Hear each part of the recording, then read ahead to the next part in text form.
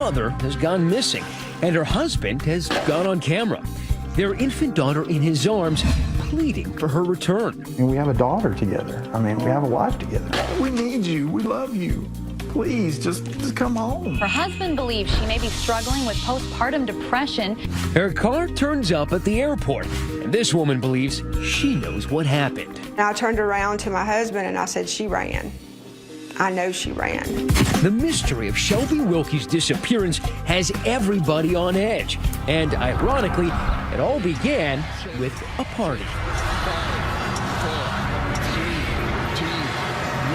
New Year's Eve, a time for new beginnings and new hope. In the first moments of 2012, while these revelers throng Times Square, Shelby, cute. 38-year-old Shelby Wilkie was having a much quieter evening in a much quieter place, 700 miles south in Asheville, North Carolina.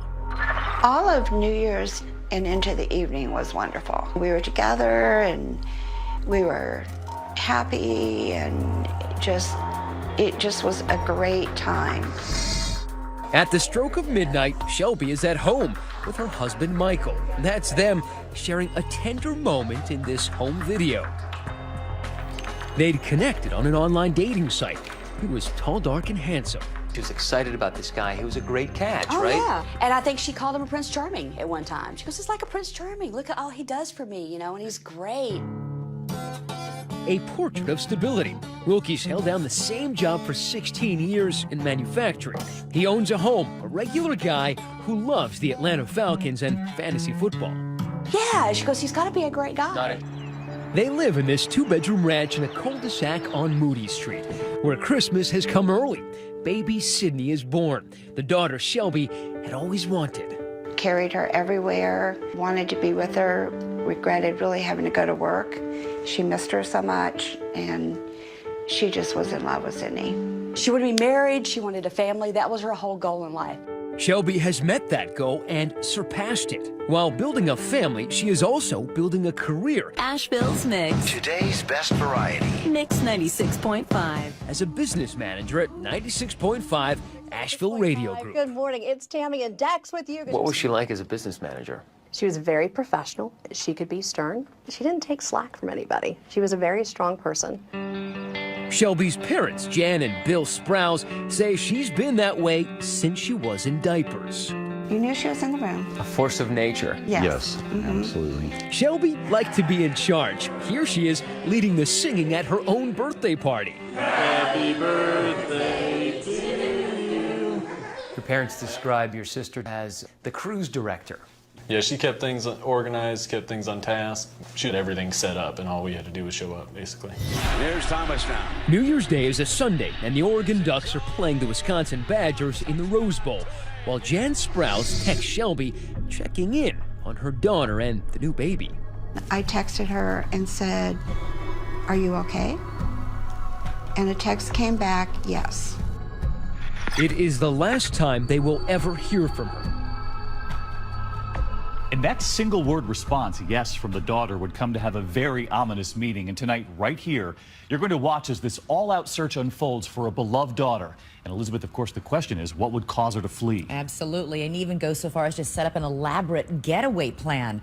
That question will finally get its chilling answer when the lights go off, literally. Let's get back to Matt Gutman. It is now 10:30 on Sunday night, and Shelby's mother has still heard nothing from her daughter but a deafening silence. Sunday and Monday, I was just calling, and I got into a panic of, why she wouldn't pick up. And it's just not like her, because I hear from her all the time. The swelling anxiety turns the minutes into hours. I couldn't get through to her cell phone anymore because it had been turned off. I had a very, very bad instinct that something had happened to Shelby. One of my coworkers walks into an office and she says, "Shelby's missing." I'm like, "Stop kidding around. She's not missing." She goes, "No, really. Her mom's been trying to get a hold of her and she says she can't reach her." Well, that's bizarre. Monday evening, still no word from Shelby. So Shelby's father and brother head over to the house on Moody Street to see what's up. I asked Michael if he knew where Shelby was, because We haven't heard from her all day, which is strange. But the day started normally, says Michael, who told them she drove to work that morning in her 2012 Ford Escape. So he picked up his cell phone and called for work, saying, "Yeah, I'm right here with Bill. He's in the driveway looking for you." "Hey, honey, it's me. I'm standing in the yard with Bill, and people's trying to get hold of you, and you're not returning any calls and stuff. Just call somebody back and let somebody know something. Okay? I love you, honey." Actually, he left a series of messages himself on her office voicemail. "Hey, honey, it's me. Can't wait to see you later. Love you, babe. Bye. Hey, honey, it's me. I was just calling to say how your day was going. I hadn't heard from you." He also called his buddy, Mark McMinn. He just said that she'd run off and left, that she just went to work and didn't come back home. After 2 more hours of radio silence, Bill makes a call of his own. Henderson County 911. Yes, ma'am. My daughter's been missing since noon yesterday. Shelby's car is gone, as is the Tiffany bracelet her mother recently gave her. She never left home without it. We were all out looking. I mean, just didn't know what else to do. Henderson County authorities are searching for a woman who left home early yesterday morning and hasn't been seen since. Of course, the vanishing of Shelby Wilkie causes the cops to consider foul play. That's where Detective Sonia Matthews enters the picture. This was a true missing persons case, and my gut just said, no, this is really serious. How are you feeling? You don't have to have seen the hit movie Gone Girl to know that when a wife goes missing, the cops' first questions are for the husband. We understand there are concerns about your wife. I don't know where my wife is. The patrol officer came here to check things out. They didn't see anything. Right. Michael Wilkie invites the officers into the house. And then we asked him, do you mind if we look around? And he was fine with it. He said, absolutely, no problem. He answers all of their questions. Little Sydney was sitting on the coffee table in her car seat, and he invited us to sit down and talk to him right here in the front room. I remember he took little Sydney out and was holding her. Behavior in keeping with his reputation as a down-to-earth mountain man. He didn't drink, he didn't smoke, he didn't swear. A good old country boy. Yeah. That had been here his whole life. That's why the Sprouse embraced their new son-in-law. Here's the clan in happier times, opening presents on Christmas Day. Perfect. I love it. Some stuff in there. Family, husband, job, baby. If Shelby Wilkie has it all right here in Asheville, then where has she gone? Michael now goes on TV, desperate for answers. Just like in Gone Girl, he's the Ben Affleck pleading for his Rosamund Pike to come home. I love my wife so much. We have a daughter together. I mean, we have a wife together. I mean, just want her to come home. We need you. We love you. Please, just come home. Michael suggests the new mom had emotional problems after giving birth. Her husband believes she may be struggling with postpartum depression. As Detective Matthews works the case, she learns that the mystery's first clues are to be found in moments not captured on home video. Probably a mess here. When they come to light, they reveal a young mother who made a secret New Year's resolution, and another woman convinced she knows why this girl had gone. And I turned around to my husband and I said, she ran. I know she ran. Stay with us.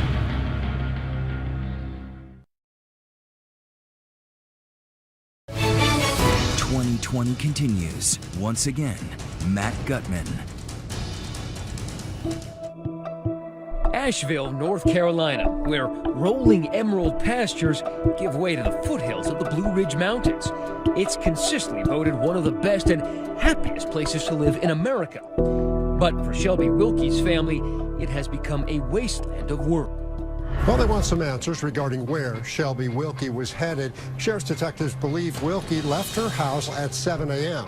We were all out with flyers, and it was a picture of Shelby and Sydney, and, you know, can you help me find my mommy? It was really hard on everybody. I mean, we all started to get really worried.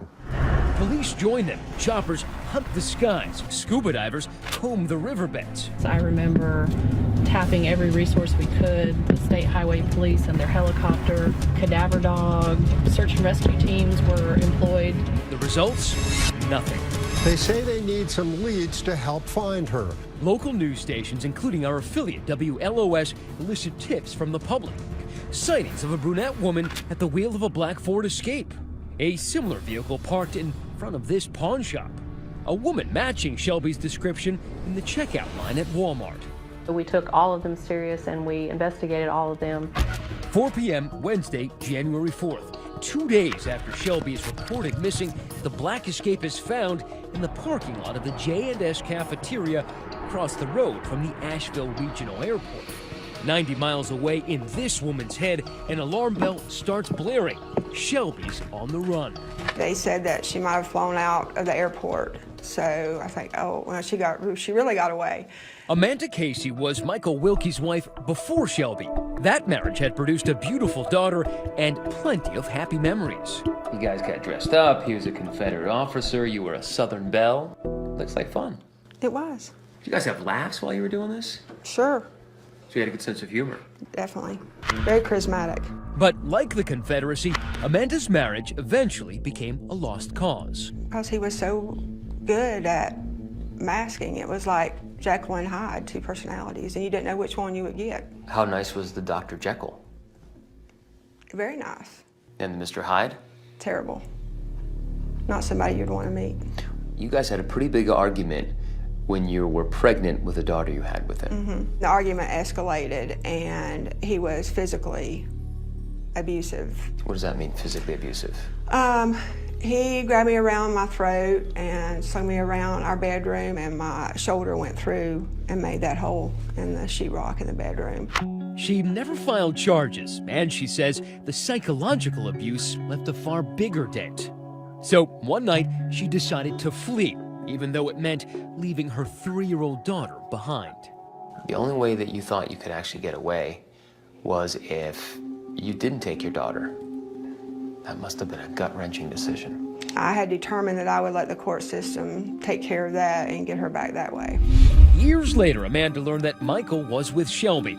Did you wonder if she knew what you knew about this dark side? I had hoped, I always try to think positive, and I had hoped that things had changed. Well, the wife had changed, but the husband, unfortunately, well, he was pretty much the same. Though Michael had presented himself as a gentle dog lover in his online dating profile, his more unattractive personality traits were revealed in this restraining order filed by Shelby just 2 weeks into their marriage.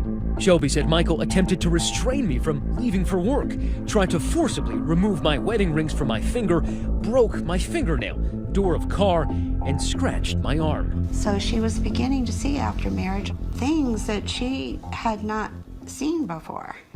Still, Shelby immediately dropped the charges and kept the abuse a secret. Why did she go back?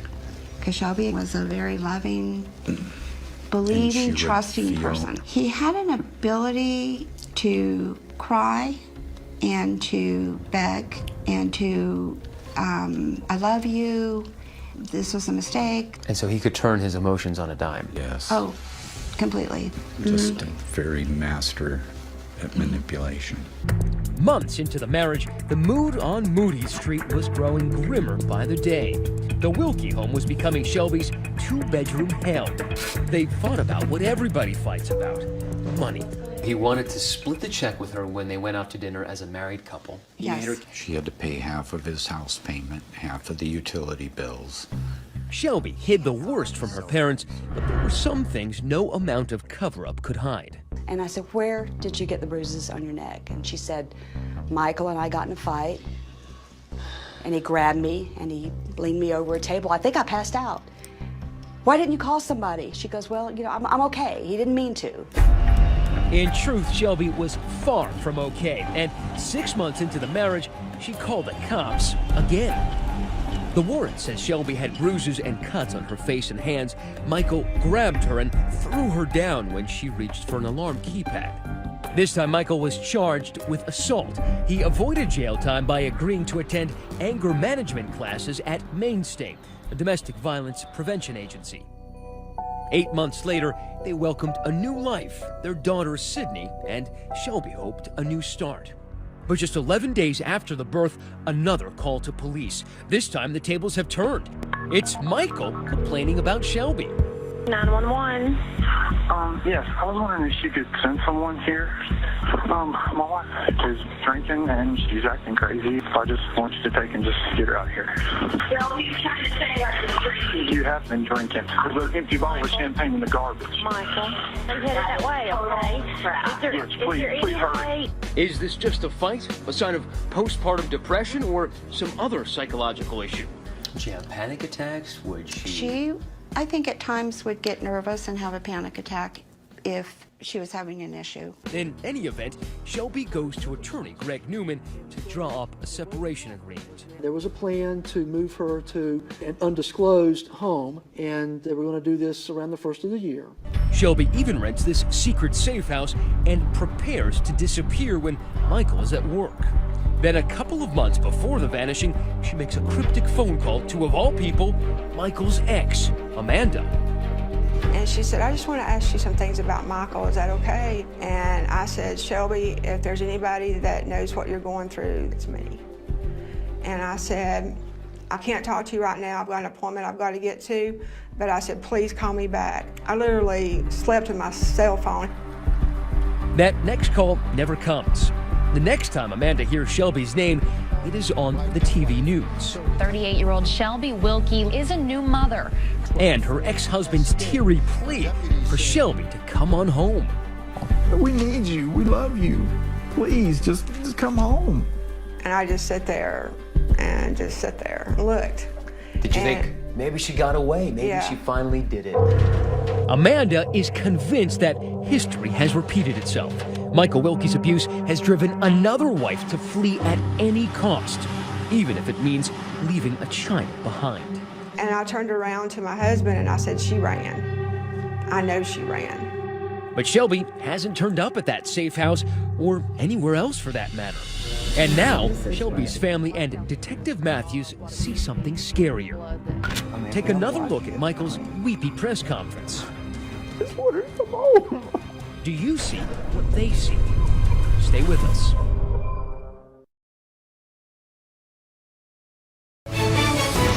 '20 continues with Matt Gutman. In the Wilkie house on Moody Street, the dishes are unwashed, the laundry unfolded, and little baby Sydney is without her mother. Was this a postpartum meltdown? Or perhaps she ran to escape a miserable marriage? The discovery of her car at the local airport had some people suspecting as much, but Shelby's parents had been suspecting something much worse. I felt something was really wrong, and I went to Bill. And I said, something's not right. Something is really not right. That gnawing fear had begun back on Sunday, New Year's Day, 24 hours before they reported her missing. And it was all because of those final text messages. I texted her and said, are you okay?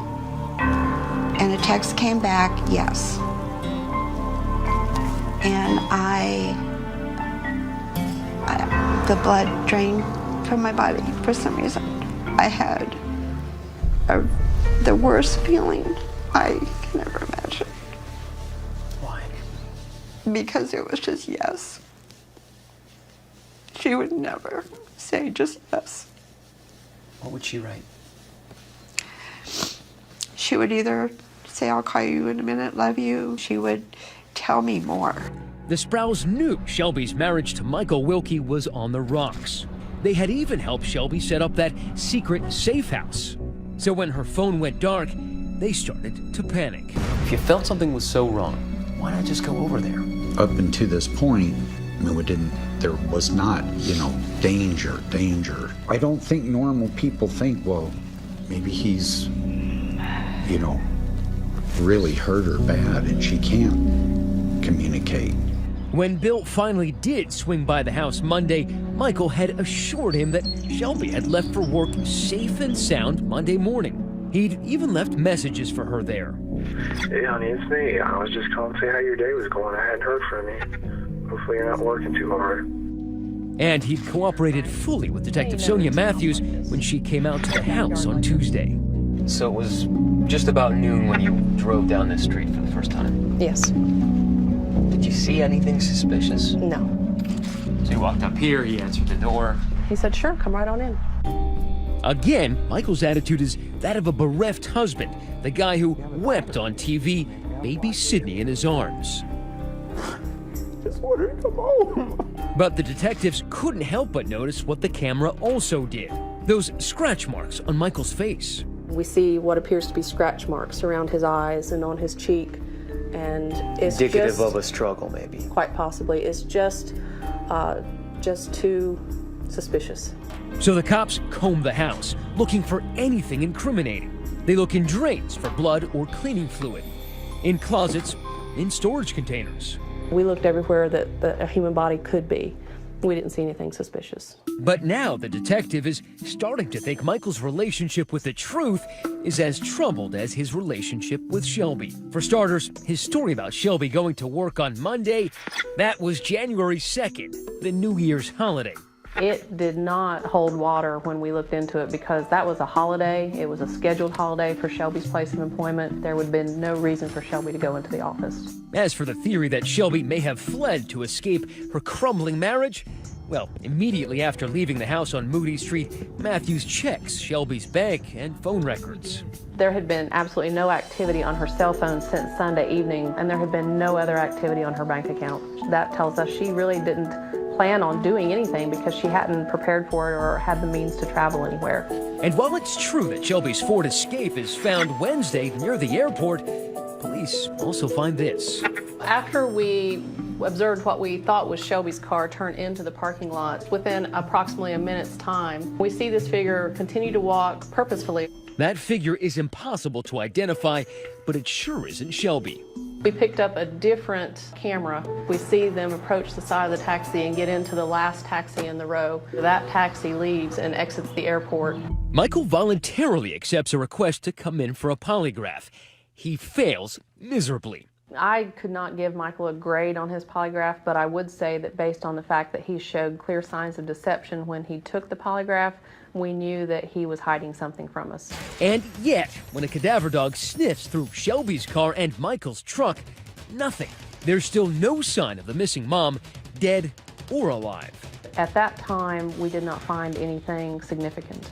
By Wednesday afternoon, the team is back at the Wilkie home with a search warrant and, again, mirroring the movie Gone Girl. Because our guys did a luminol test, and I'm sorry to tell you, but that kitchen lit up. They brought luminol, the chemical solution which can detect the presence of blood even after it's been cleaned up. When you turned out the lights, you sprayed everything with luminol, what did you see here?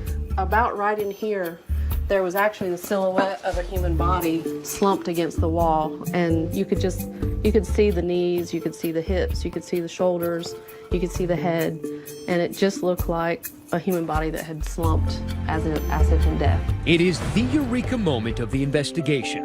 Did that affect you, seeing that silhouette of a body slumped against the wall here? It was shocking. I think what affected me even more than seeing it was the reaction of seasoned SBI agents that were in the room.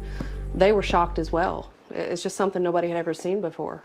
And by Thursday, cops still haven't found Shelby Wilkie, but they sure have more questions for Michael Wilkie. He had done something with her, and our goal at that point was to try to figure out exactly what he did. When we come back, I mean, honestly, I don't know. Michael Wilkie in the box and on the hot seat. Turning on the waterworks once again. And you're not the only one we're looking at, okay? Is another suspect about to emerge? He told me that if I ever sit there and told anybody about that he would kill me. Stay with us.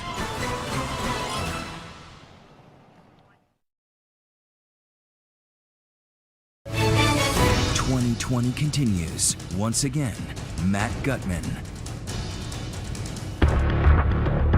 3 days of investigation, and Shelby Wilkie is still missing. Detectives sure suspect Michael Wilkie murdered her, but there's no body, and they aren't ready to arrest him. So now comes the moment of truth. First of all, thanks for coming in and chatting with me. At 4:11 in the afternoon, Thursday, January 5th, Michael Wilkie volunteers to come into the Henderson County Sheriff's Office and submit to what will be about 6 hours of questioning from Sergeant Andrew Anderson. He's a master interrogator. He wanted to be there, it seemed like, and he was ready to talk. Up to now, Wilkie has been so cooperative. Maybe he really is innocent. Or is he just convinced he can talk his way out of the quicksand? Legal analyst Nancy Grace has studied the case. Michael Wilkie is painting himself into a corner with his own words, okay? Are you a baseball fan? I'm a Braves fan. Good, man, I'm a freak. The interrogation begins with some ice-breaking small talk. But I absolutely love the Atlanta Braves. I've been a baseball fan and a Braves fan all my life. I was creating a bond with him. I wanted him to feel comfortable enough to me to be able to tell the truth about what happened to his wife. Obviously, we need to find your wife. I know that. There's no doubt we need to find her. Detective Sonia Matthews is watching from down the hall as Anderson reveals to Wilkie the cops have pretty much eliminated the runaway theory. Her cell phone is ended on January 1st. What do you mean ended? There's no activity. There's been no activity with her 3 bank accounts that we know of. Found her car. Haven't found her. Doesn't look good. But he assures Wilkie he's not the only suspect. You're not the only one we're looking at, okay? And so Wilkie immediately offers up someone else. I'm trying to be mean or anything. Did you know about her mom's problem? No. Tell me about her mom. He thinks if he can just keep talking, he can outwit everybody. He starts pointing the finger at her own parents. He claims Jan had some legal trouble and that Bill demanded that he keep his mouth shut. He told me that if I ever sit there and told anybody about that he would kill me. So her dad threatened you? Yeah. The parents admit there was some minor real estate problem a long time ago, but say it was absurd to suggest they threatened Michael. He's trying to pass the blame to someone else, and I'll let him do that. But Anderson returns the focus to Wilkie, zeroing in now on that key question everyone wanted answered. How did he get those scratches on his face? This is a hallway. The master bedroom's back in this area, and there's like a half bath. They go through New Year's Day hour by hour, drawing where Shelby and Michael were in the house, and slowly Anderson gets Wilkie to abandon that theory that Shelby ran off. Well, it actually started in the kitchen. Wilkie begins describing an argument in that kitchen that moves to the bathroom and then to the bedroom. He admits to a physical altercation. He admitted to that. First, Wilkie says Shelby hit him. What did she do? I mean, you're showing me with your hands. Tell me what she did. Like she was trying to claw my eyes out. And that's how you got the scratches and the one on the side? But there's more. Anderson extracting the truth like sap from a North Carolina maple. For the first time, Wilkie admits he hit Shelby. I mean, I pushed her back, and I'm just kind of like, just okay, stop. You know, and she's like, oh, I think my nose is bleeding. When people start admitting things such as she had a bloody nose, they feel like they're not incriminating themselves, but you know the truth. The closer to the truth, the more emotional Wilkie gets. Just let it go. Just let it go. He weeps and yelps, but still denies killing Shelby. He has no idea where she is. The weight is on your shoulder. How did she die? How did she die? How did she die? What happened in there? Tell me. But he's about to learn just how much evidence the detectives have already. For example, remember that luminol? The chemical that shows blood spatter even after it's been cleaned up? I'm telling you what's been found there last night. On this wall, there is basically an outline of a human body that had been on the knees up against the wall in human blood. Nobody knows causes that. Can you not tell that we know exactly what happened? I didn't take and kill her. You didn't take and kill her. What? No, I didn't. Where did all that blood come from then? There's a Hail Mary. He says she committed suicide. She took a razor, shaving razor, like the old. She cut a straight razor. She cut her wrist. Right there in the past of her ears. She cut her out. She was like this. This is all strictly a show. The reason she said, but I didn't kill her. So why didn't he call 911? Why didn't he try to help Shelby? His story isn't adding up, especially in light of this Molotov cocktail of the revelation. So you guys came out here, and one of the officers noticed this big black patch right in there. Right. The cops have discovered that Wilkie set a large bonfire in his backyard. Right about where that bird feeder's at is where they saw this perfect rectangle that had been burned in the yard. About the size of a human body. It really raised our suspicions immediately when we saw it. But they still don't know where Wilkie disposed of the ashes from that fire. Basically over there, you notice something that makes you stop and think for a second. Correct. But now, 5 p.m. that afternoon, just a few miles from where Wilkie is answering questions at the sheriff's office, the investigation now leads to his parents' house, where Detective Scott Galloway is walking up a winding gravel drive in the Blue Ridge foothills, searching for the remains of Wilkie's bonfire. He's texting Detective Anderson every step of the way, particularly what he sees as he turns the corner. When we come on down the driveway here, we see what appears to us as fresh tire tracks cutting down the field. The lone tire tracks lead detectives to a 55-gallon barrel in the woods. Inside the barrel? Some of them were dumped out. Correct. Ashes, some small fragments of bone. Suspicious, to say the least, but the fire has burned off all DNA traces. There's no way to identify whose bones these were. Let me tell you what's happened when I've been gone. Back in the interrogation room, Detective Anderson reveals what's been found. But instead of a confession, the mountain man spins his tallest tale. He says he granted his beloved wife her final wish. Joey always said she wanted me to be. It's hard to hear, but even harder to believe. He says he cremated her body after the suicide, then cleaned up to preserve her memory. How is she in the burner barrel? Tell me. The barrel is just whatever was, things didn't take and burned. Okay, that is wrong on so many levels, I hardly even know where to start. Stand up. His Oscar-worthy performance is rewarded with twin bracelets. What it says, we're charging you with 1 count of murder. 9 p.m. Thursday night, 4 days after his wife Shelby vanishes, Michael Wilkie is arrested and cuffed. But this case is no layup. There was no body. We had, no murder weapon. We really don't know how the homicide occurred. What would a jury make of all this at trial? Is that why Michael Wilkie is smiling, even giving the thumbs up after the verdict? Stay with us. 2020 continues with Matt Gutman.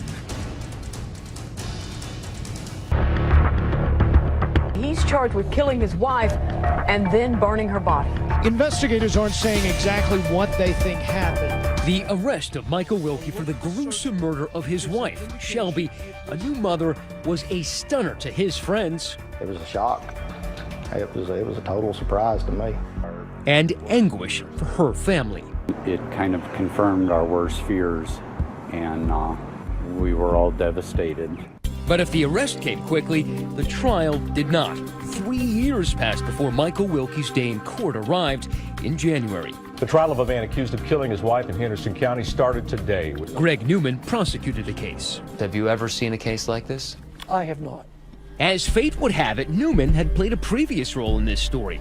Remember back when she was hatching her plan to ditch Michael and escape to that safe house? He was the divorce lawyer she'd gone to see about drawing up papers. She actually came to you just a few days before she was killed. This was a lady that clearly needed help. Despite an avalanche of circumstantial evidence, the prosecution lacked concrete proof. There was no body, no murder weapon, no DNA whatsoever. Remember, Michael never confessed to the murder, and those ashes and bones found on his parents' property were never identified as Shelby's remains. But then, Newman presented Shelby's parents with a discovery that changed everything. We were called in shortly before the trial by Greg Newman, and he pulled out a charred bracelet and asked if we recognized it, and right away I did. It's what I gave Shelby. That beloved Tiffany bracelet, Shelby never took it off. And it was the only shred of proof really connecting Shelby to the remains. Yes. How significant was linking the bracelet to the murder? Very significant, because in this day and age, juries expect and want to see some type of forensic proof. Now armed with that proof, Newman lays out the story of what really happened to Shelby Wilkie. January 1st, Shelby's New Year's resolution to leave Michael, taking baby Sydney with her, leads to a physical altercation and those scratches on Wilkie's face. The luminol test indicates what happened next. Michael Wilkie savagely killed his wife, while baby Sydney was in the next room. As her family tries to reach her later that day, it's actually Michael texting those replies on her phone. I especially love it when defendants get a hold of their victim's cell phone and text in their place. That night, he drags his dead wife through the house, out to the backyard, where he incinerates her body in that suspicious bonfire. Clearly, to burn a body where there's little to nothing left, it would have to be a fire of some impressive size. To cover up the crime, he scrubs the house spotless and later drives a barrel of charred remains to the back of his parents' property. But he still has to explain Shelby's disappearance, so he concocts the runaway theory by driving Shelby's car to the airport early Monday morning. That's him in the security camera footage. You see a figure right here approaching the taxi cab stand. To mask his role in Shelby's vanishing, Wilkie then leaves those concerned voicemails at her office on Monday. People's trying to get hold of you, and you're not returning any calls and stuff. Just call somebody back and let somebody know something. The performance capped off by those crocodile tears shed for the TV cameras that Wednesday. Baby Sydney front and center, Wilkie pushes the runaway theory on the public. If she doesn't feel like taking and reaching out to somebody, then nobody can help her if there's something going on. When you look at the clip of Wilkie begging for his wife's safe return, and you see his hands on her little baby, Sydney, to think those murderous hands holding that little baby, it made my skin crawl.